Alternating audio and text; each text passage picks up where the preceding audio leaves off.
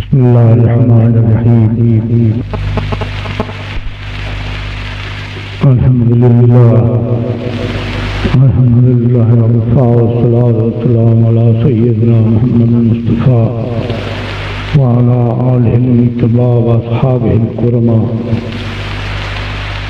أما بعد فأعوذ بالله من الشيطان الرجيم بسم الله الرحمن الرحيم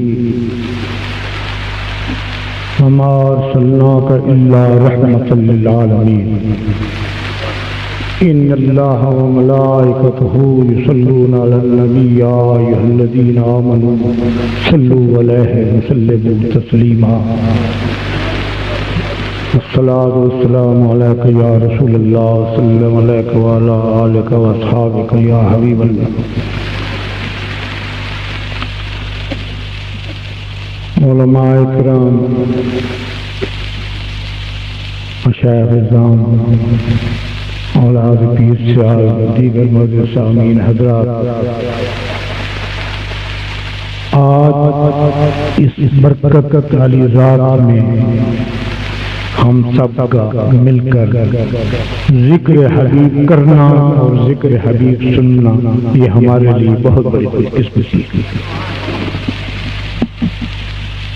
جس وقت پہ ہم نے یہ حضور نبی اکرم صلی اللہ علیہ وسلم کی محفل سجائی ہے، اس وقت سے لے کر اس وقت تک اور انشاءاللہ تعالی حضور کا نام لینے پر اللہ تعالیٰ کی ہمیشہ رحمت ہوگی۔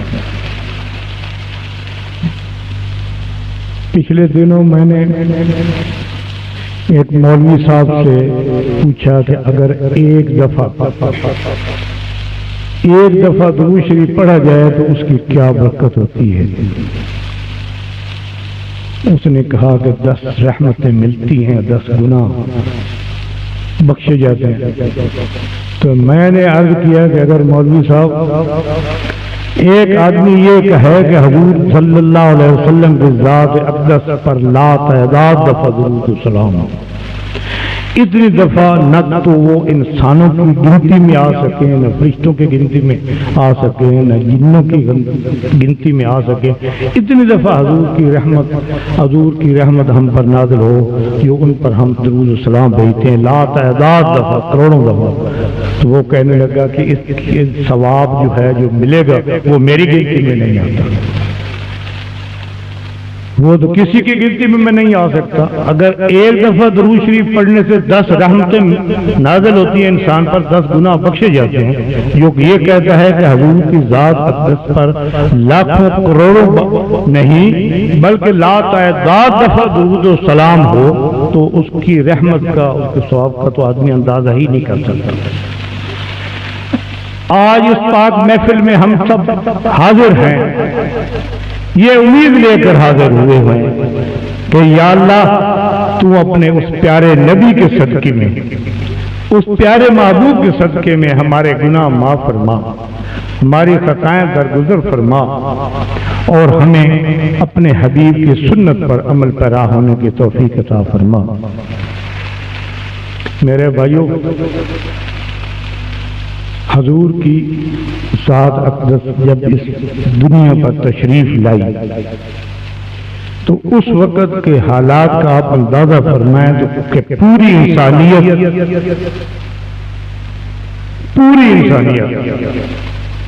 جو ہے وہ پہلے اندھیرے کے گڑھے میں گر چکی تھی، لیکن حضور نے ان کو ایک بلند مقام پر پہنچایا ہے تشریف لا کر۔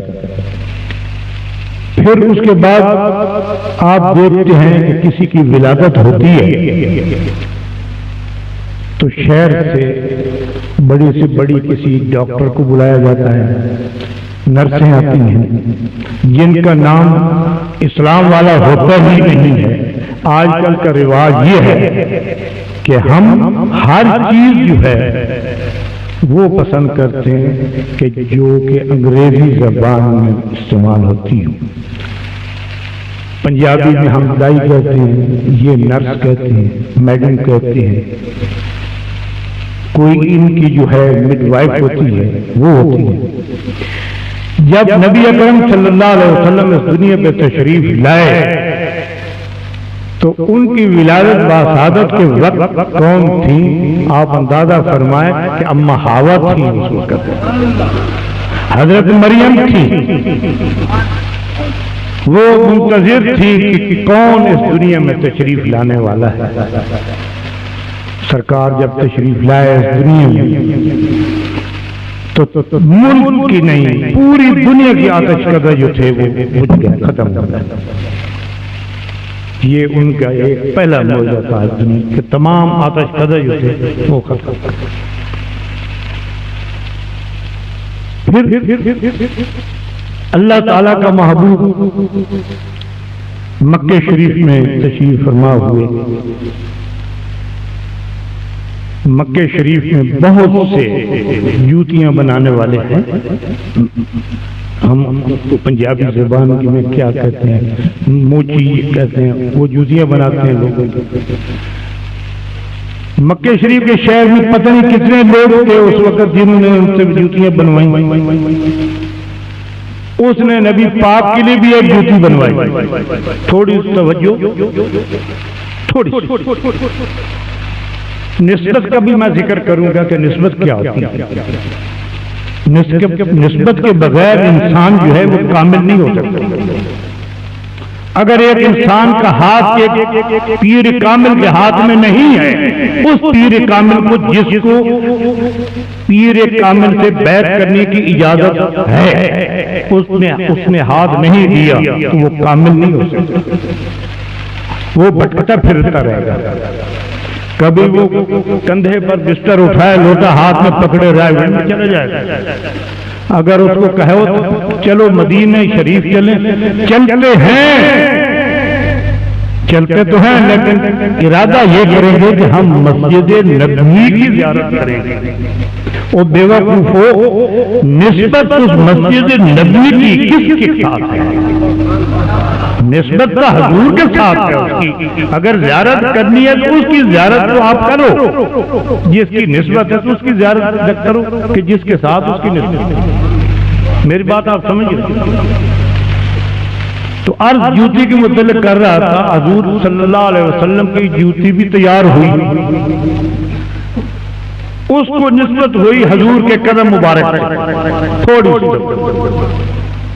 نسبت جو ہوئی حضور کے قدم مبارک سے اس کو نسبت ہوئی، تو اس کا اتنا درجہ بلند ہوا اس جوتی کا کہ پہلا آسمان بھی نیچے ہو گیا، جوتی اوپر ہو گئی، جوتی جو ہے وہ اوپر ہو گئی۔ کیوں؟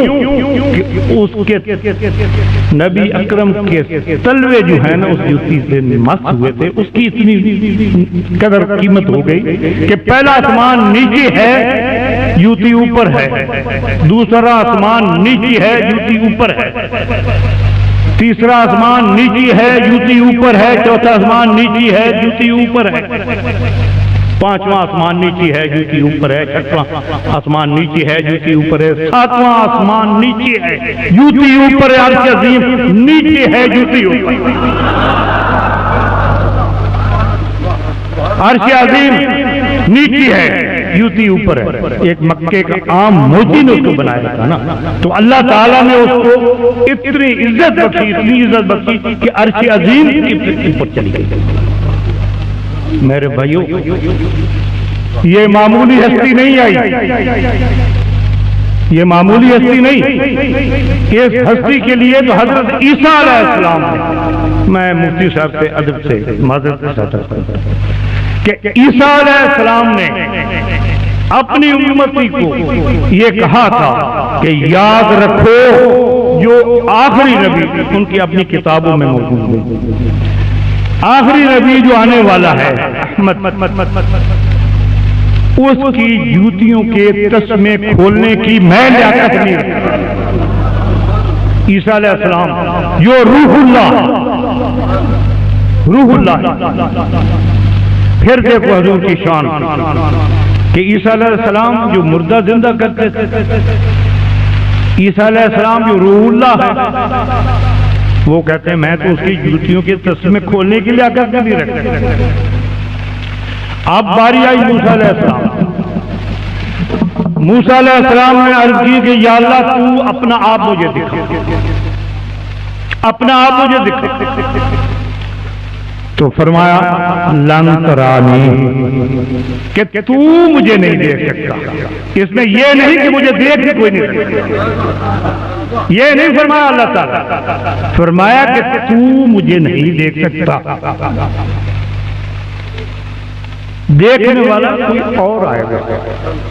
لیکن کیونکہ انبیاء کی دعا تھی کہ یا اللہ تو مجھے آپ دکھا، جلوہ دکھا، دعا بھی مقبول ہوئی۔ کس کے وسیلے سے؟ محمد کے وسیلے سے، براہ راست دعا نہیں ہوئی۔ کلیم اللہ تھا، اللہ کے ساتھ کلام بھی کرتے تھے، کلیم اللہ بھی تھے، نبی بھی تھے، لیکن نہیں، میں اپنا آپ پہلے کسی اور کو نہیں دکھاؤں گا، وہ دیکھنے والا کوئی اور آئے گا جو آج کی رات آ رہا ہے صبح کے وقت، اس کی استقبال کے لیے ہم سب غلام اس کے حاضر ہیں، اس کے استقبال کے لیے ہم بیٹھے ہیں۔ تو جب حضور ہمارے آقا و مولا تشریف لے گئے عرش ان پر، اللہ تعالیٰ کی بارگاہ، وہ جبرائیل بھی راستے میں رک گیا، جو تمام انبیاء کا رازدان تھا، وہی لے آنے والا تھا۔ تو سدرۃ المنتہا مقام پر جب وہ رک گیا تو نبی اکرم صلی اللہ علیہ وسلم نے فرمایا کہ چل میرے ساتھ تو بھی۔ تو عرض کی کہ یا رسول اللہ، میں حضور کے مقام اور شان کی متعلق عرض کر رہا ہوں کہ یا رسول اللہ، ایک تو وہ پیغمبر ہے جو التجا کرتا ہے کہ مجھے اپنا آپ دکھا، تو کہتا ہے کہ نہیں، تو مجھے نہیں دیکھ سکتا۔ تو ایک یہ ہے کہ جس کو اپنا آپ دکھانے کی طلب ہو رہی ہے کہ تو آ مجھے دیکھ، اس میں فرق ہے۔ حبیب اللہ اور کلیم اللہ میں فرق تو یہی ہے کہ وہ کہتا ہے کہ مجھے دکھا، اللہ فرماتا ہے کہ تو مجھے نہیں دیکھ سکتا۔ وہی اللہ کہتا ہے کہ ہاں میرے محبوب تو مجھے دیکھ، میں تجھے دیکھ۔ تو وہ تشریف لائے، اس دنیا میں تشریف لائے، پھر عرش عظیم پر تشریف لے گئے، سدرۃ المنتہا پہ جبرائیل رک گئے، فرمایا کہ یا رسول اللہ آگے میرے جانے کی مجال نہیں ہے، اگر بال برابر میں آگے چلا جاؤں نا تو میں جل جاؤں گا، اللہ تعالیٰ سے جل جاؤں گا۔ یہاں حضور شیخ الاسلام حضرت خواجہ محمد قمر الدین رضی اللہ تعالیٰ عنہ، جو ہم سب کے پیر بھی ہیں، رہبر بھی ہیں، اور انشاءاللہ ہمیں قیامت کے دن بھی وہ بچائیں گے، سفارش کریں گے نا، ضرور کریں گے سفارش۔ وہ اللہ کا ولی بھی ہے۔ کئی لوگ ہوتے ہیں غلام ہوتے ہیں، نام کے غلام، بیعت کر لی غلام ہو گئے۔ غلام وہ بے مثال تھا، پیر وہ بے مثال تھا۔ حضور شیخ الاسلام عرض کر دوں نا، اس کا جو ذکر کرنا ہے نا پہلے اس کا تعارف بھی کرا لو۔ فقر اس پہ ناز کرتا تھا، علم اس پہ ناز کرتا تھا، ولایت اس پہ ناز کرتے تھے۔ تو حضور شیخ الاسلام فرماتے ہیں کہ جبرائیل علیہ السلام سے میں معذرت کے ساتھ، حضرات توجہ ہے تھوڑی، معذرت کے ساتھ عرض کرتا ہوں کہ جبرائیل معاف کرنا، حضور کے مقام کا، حضور کے درجے کا تمہیں علم ہی نہیں۔ یہ تو وہی بیان کر سکتا ہے نا کہ جو حضور کو صحیح معنی میں نہیں لیکن دیکھ بھی چکا ہو، سمجھ بھی چکا ہو، وہ کہہ سکتا ہے۔ کس کو؟ جبرائیل، کسی انسان کو نہیں کہا۔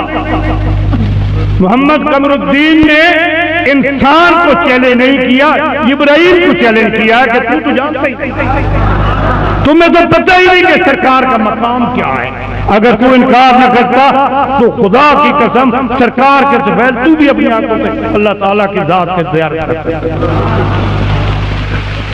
یہ وہ شخص نہیں ہے، یہ اس کا عام آدمی کے یہ لفظ نہیں ہے، یہ لفظ جو ہے اس شخص کے لفظ ہیں جس نے ساری زندگی نبی پاک کی سنت پر عمل کر رہا ہو. میرے بھائیو، اس وقت جو ہم پر ذلت اور خواری مسلط ہو رہی ہے، یہ کیا صرف اس لیے کہ ہم نے نبی پاک صلی اللہ علیہ وسلم کی سنت کو چھوڑ دیا. کبھی تو ہمیں بش دھمکیاں دیتا ہے. کیوں دیتا ہے؟ اس لیے کہ ہم مسلمان ہیں. اسرائیل کو نہیں دیتا وہ دھمکی، ہندوستان کو نہیں دیتا وہ دھمکی، پوری دنیا کے کفار اس بات پر متحد ہیں کہ اسلام کو اور مسلمانوں کو ختم کیا جائے. لیکن الحمدللہ حضور کے غلام اب بھی اس دنیا میں ہیں اور انشاءاللہ تعالی قیامت تک قائم رہیں گے. میں عرض کرتا ہوں کہ اب دینی مدارس کی جو اس وقت ضرورت ہے، اس سے پہلے اتنی نہیں تھی. میں علماء کرام کی خدمت میں عرض کرتا ہوں کہ اپنی پوری زندگی جس طرح آپ نے تعلیم پر وقف کر رکھی ہے، اس کو مزید اور فعال کریں تاکہ ہم پوری دنیا کے غیر مسلموں کو جواب دے سکیں. یہ بھی یاد رکھو میرے بھائی کہ کچھ ناعاقبت اندیش کہتے ہیں کہ قرآن کریم صدیوں پرانا ہے، اب وہ آئین اس موجودہ دور کے مطابقت نہیں رہتا. نعوذ باللہ. اللہ تبارک و تعالیٰ کے یہ کلام شروع سے لے کر قیامت تک انشاءاللہ تعالیٰ آپ کی رہنمائی کر سکتے ہیں. آپ کو کوئی مسئلہ درپیش ہو قرآن و حدیث سے تلاش کریں، آپ کو مل جائے گا.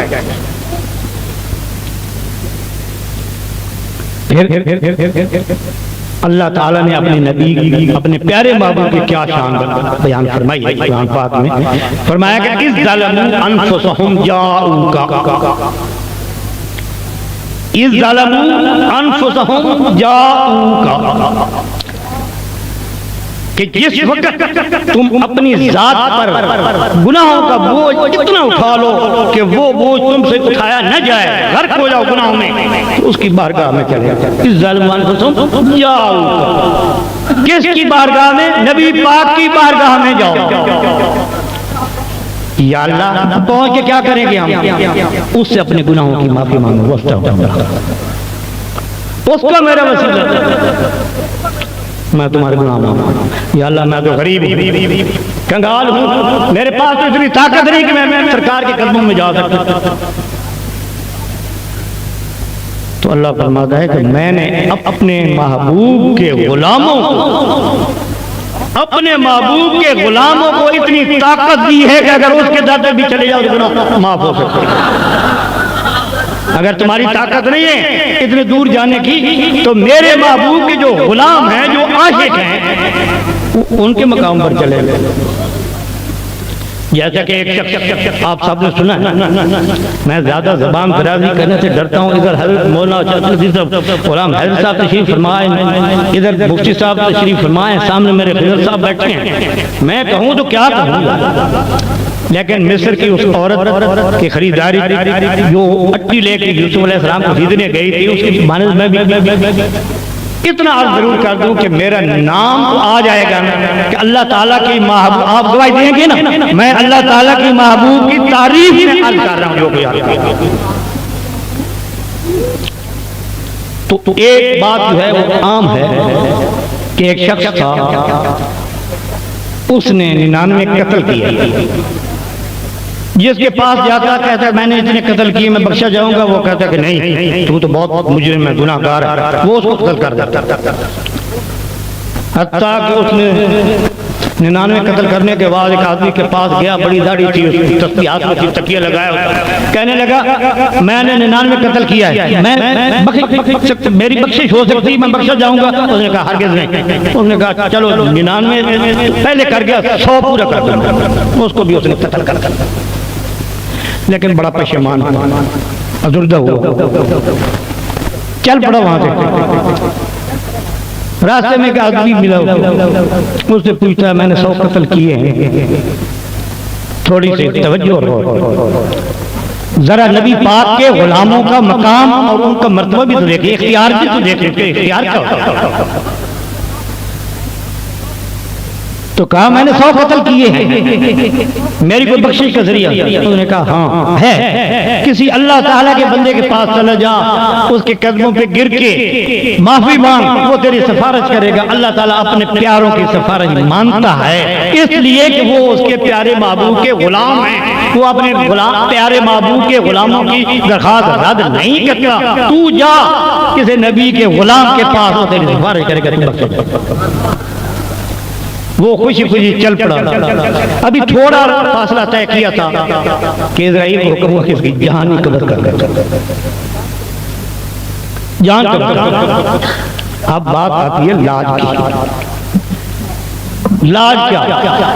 آپ نعرہ لگاتے ہیں کہ لاجپال، 30 سال لاجپال نعرہ تو لگاتے ہیں، لیکن اس کا اصلی مفہوم ہے بعد وہ آپ نے سمجھا۔ مر گیا، فرشتے آئے، دوسری فرشتے آئے اس کو پکڑنے کے لیے کہ اس کو دوزخ میں لے جائیں گے، جنتی فرشتے آئے کہ نہیں ہم اس کو جنت میں لے جائیں گے۔ اللہ تعالیٰ کے پاس دونوں گئے، انہوں نے اپنا فیصلہ رکھا۔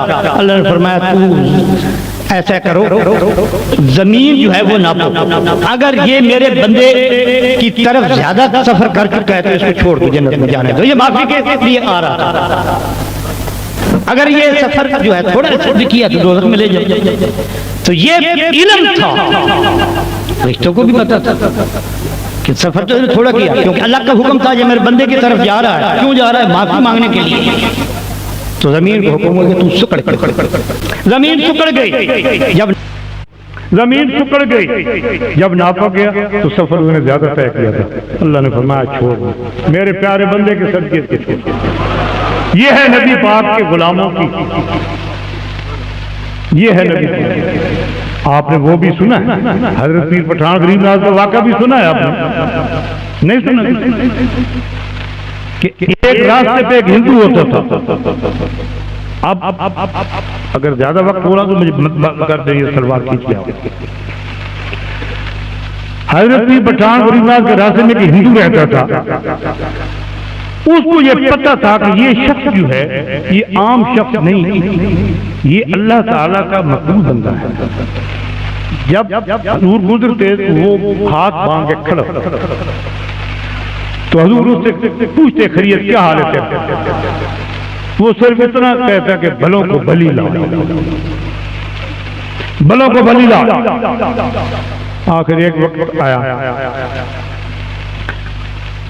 کہ آپ حضور نے پیر پٹھان غریب نے اس کو دیکھا، لیکن وہ نظر نہیں آیا، 2-3 دن نظر نہیں آیا۔ کسی نے کہا کہ وہ سخت بیمار ہے، شاید مر جائے، تو پتہ چلا کہ وہ مر گیا۔ حضور پیر پٹھان غریب نے فرمایا کہ جاؤ اس کے گھر والوں کو کہو کہ وہ مجھے دے، وہ مجھے دے، میں اس کا کفن دفن کا انتظام کرتا ہوں، اس کو نہلاتا ہوں، اس کا جنازہ پڑھتا ہوں۔ پیر پٹھان وہ درویش پیغام لے کر گیا تو اس کے گھر والوں نے کہا کہ وہ تو ہندو تھا، ساری زندگی اس نے کبھی روزہ نہیں رکھا، نماز نہیں پڑھی، کلمہ نہیں پڑھا، تو آپ فرما رہے ہیں بھائی وہ مجھے کہتا تھا بھلوں کو بلی لا، تو اس نے اتنی دفعہ مجھے لاج ڈالی ہے میرے گلے میں کہ اس کی لاج تو میں نبھاؤں گا، لیکن تمہارے پاس کیا ثبوت ہے کہ وہ مسلمان نہیں ہوا؟ جب اس نے مجھے پہلی دفعہ دیکھا، تو میں نے اس کی طرف توجہ کی تو اس کی زبان سے کلمہ شریف جاری ہو گیا، وہ مسلمان تھا۔ یہ حضور ہم نہیں مانتے کہ وہ مسلمان، اچھا چلو نہیں مانتے تو اس کو جلاؤ۔ لکڑیاں کٹھی ہو گئی، صبح سے شام تک آگ جو ہے وہ روشن رہی۔ یہ میں ذکر کر رہا ہوں نبی پاک کے غلاموں کے اختیار کا، نبی پاک کے غلاموں کا کیا اختیار ہے، پھر اندازہ لگا لینا کہ نبی پاک کا کیا ہے۔ شام تک لکڑیاں جلتی رہیں، اس کو اوپر رکھ دیا گیا، لکڑیاں جل گئی لیکن اس کو آگ نہیں تھی۔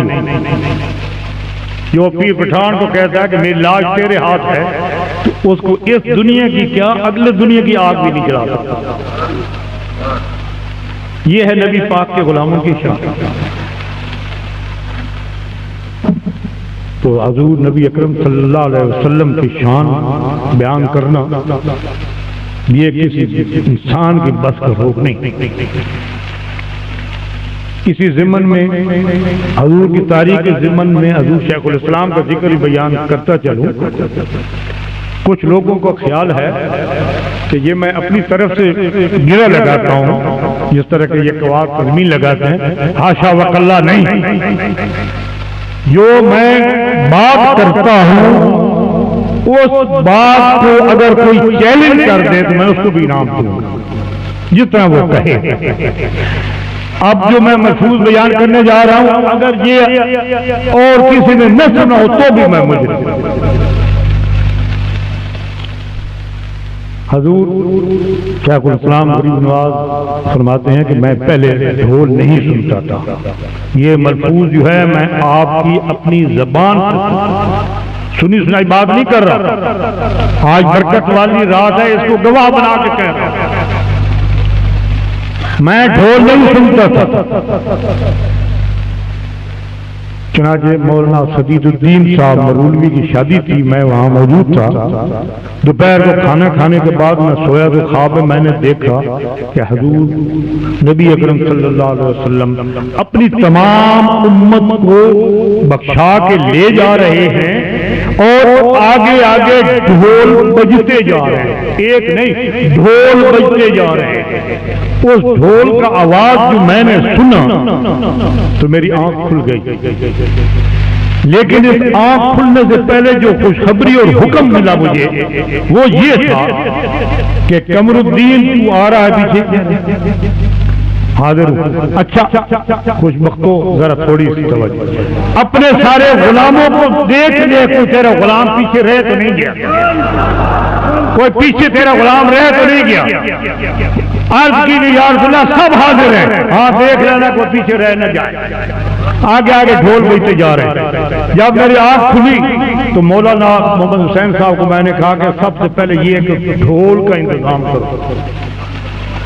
انہوں نے عرض کی حضور ہم نے تو آپ کی آمد سے پہلے انہوں نے بھگا دیا. کہا نہیں ان کو پکڑ کے لے آؤ. بہت سے ڈھول لے آؤ. بہت سے ڈھول آ گئے. ڈھول بجنے شروع ہو گئے. آپ اپنے مستی میں بیٹھے رہے. وہی منظر ذہن میں تھا کہ سرکار کیسے تشریف لے جا رہے ہیں, فخر کے ساتھ جا رہے ہیں. جس کو اللہ تعالیٰ نے شاہد بھی بنایا, نذیر بھی بنایا. اور کوئی آدمی جب خدا کی قسم کھاتا ہے, جب خدا اس کے شہر کی قسم کھائے تو اس کے مقام کا اندازہ خود آپ فرمائیں کہ کیا ہوگا. تو فرماتا ہے لا اقسم بہذا البلد. مولانا نعیم الدین مراد آبادی صاحب کی دو تفسیر جو ہیں وہ فرماتے ہیں. ایک تو یہ ہے کہ یا رسول اللہ مجھے اس شہر کی قسم جس میں تو ہے. دوسری تفسیر جو فرمائی وہ یہ ہے کہ یا رسول اللہ اے محمد تو اس شہر میں ہو اور میں اس شہر کی قسم بھی رکھتا ہوں. ہم تو کھاتے ہیں قرآن کی قسم, خدا کی قسم. خدا تو خود نبی کے شہر کی قسم کھاتا ہے. یہ ہے آپ کے نبی کی شان, یہ ہے آپ کے نبی کا مرتبہ. نہ جبرائیل کو پتا ہے کہ آپ کا مقام کیا ہے. پوچھا جبرائیل تیری عمر کیا؟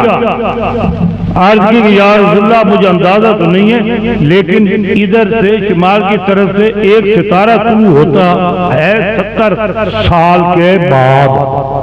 70,000 سال کے بعد 70,000 سال کے بعد وہ ستارہ طلوع ہوتا ہے اور اس کو میں نے 70,000 مرتبہ دیکھا ہے.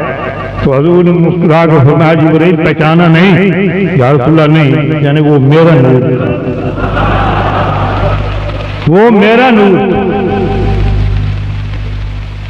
تو آدم علیہ السلام کی توبہ قبول ہوئی پیغمبر کی تو نبی کے صدقے. اللہ تعالیٰ نے ہمیں معاف فرمایا تو نبی کے صدقے. ساری امتیں بمائے اپنے نبیوں کے آئیں گے تو نبی کے پاس ہی آئیں گے نا سفارش کے لیے قیامت کے روز کہ یا رسول اللہ ہماری سفارش کرو, ہماری بخشش کرو. تو آپ دعا فرمائیں اس متبرک رات کے صدقے اللہ تعالی ہمارے گناہ معاف فرمائے، اللہ تعالی ہمیں اپنے نبی پاک صلی اللہ علیہ وسلم کی سنت پر عمل کرنے کی توفیق، اللہ تعالی ہمیں آخری وقت بھی نبی پاک کا اسم جو ہے ہماری زبان پر جاری کرے۔ اشہد ان لا الہ الا اللہ وحدہ لا شریک لہ واشہد ان محمدا عبدہ ورسولہ، اس کی بھی آپ ہی گواہی دینا میری۔ اور ایک شخص اگر ساری زندگی لا الہ الا اللہ لا الہ الا اللہ پڑھتا رہے تو وہ مسلمان نہیں جب تک کہ محمد الرسول اللہ علیہ۔ تو اللہ تعالیٰ ہماری تمام تکلیفیں دور فرمائے، عالم اسلام کو فتح و نصرت عطا فرمائے، صلح اتفاق نصیب فرمائے، اس ملک پاکستان کو قائم دائم فرمائے، اس ملک کے دشمنوں کو اللہ تعالیٰ نیست و نابود فرمائے۔ اللہ تعالیٰ ہمیں ہر مصیبت، ہر تکلیف، ہر زحمت، ہر بیماری محفوظ رکھے، صدقہ نبی پاک صلی اللہ علیہ وسلم کا۔ اے اللہ بے اولادوں کو اولاد نرینہ عطا فرما، بے روزگاروں کو نیک روزگار عطا فرما، بیماروں کو شفا کاملہ عطا فرما۔ وصلی اللہ تعالی علی خیر خلقہ محمد۔